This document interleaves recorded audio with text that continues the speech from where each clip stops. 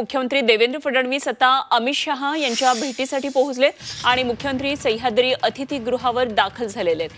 काही वेळापूर्वी उपमुख्यमंत्री शिंदे सुद्धा या ठिकाणी पोहोचलेले आहेत। तर काल रात्री अजित पवार आणि अमित शहा यांची अर्धा तास चर्चा झालेली आहे। त्यामुळे आता मुख्यमंत्री देवेंद्र फडणवीस आणि उपमुख्यमंत्री एकनाथ शिंदे यांची ही भेट अमित शहांबरोबर। त्यामुळे या भेटीमध्ये आता काय नेमकं होतं आहे, काय चर्चा होती, कुठल्या मुद्द्यांवर हे बघणं महत्त्वाचं ठरणार आहे।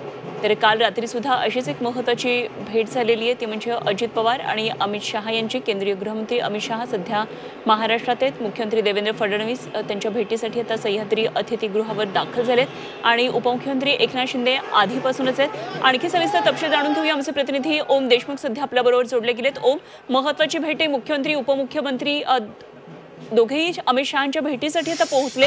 काय नेमके भेटीचे, काय नेमके चर्चेचे मुद्दे आहेत? अनुपमा, खरं तर केंद्रीय गृहमंत्र्यांचा हा दौरा आहे आणि स्वाभाविकपणे राष्ट्रवादी काँग्रेसचे अध्यक्ष अजित पवार असोत किंवा शिवसेनेचे मुख्य नेते एकनाथ शिंदे या सगळ्याच नेत्यांची आता अमित शहांसोबत भेट होते।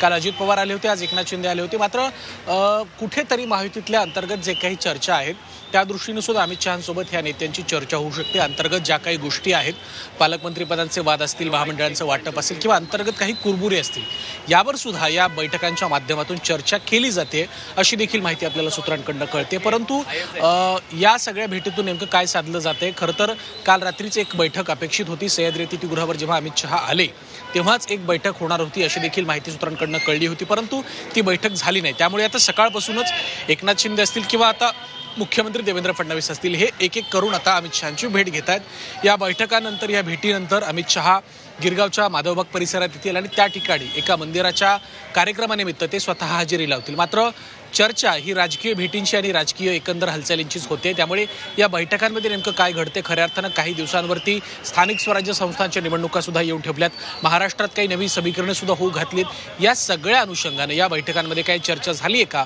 हे पाहणं सुद्धा आता खऱ्या अर्थानं इंटरेस्टिंग असणार आहे।